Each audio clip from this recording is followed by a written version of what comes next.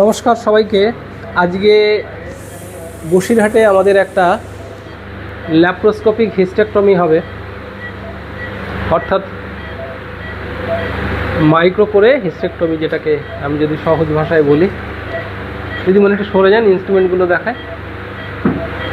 আচ্ছা, আমাদের সব রেডি, ক্যামেরা রেডি। এই আমাদের ল্যাপ্রোস্কোপিক সেট। এই সেটটা আমাদের নিজস্ব, মানে আমার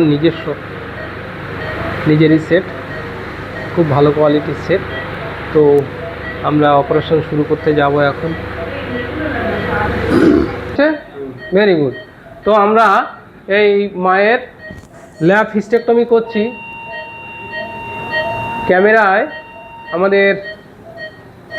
ক্যামেরায় আছে, খুব ভালো অ্যাসিস্ট করে দিদিমণি।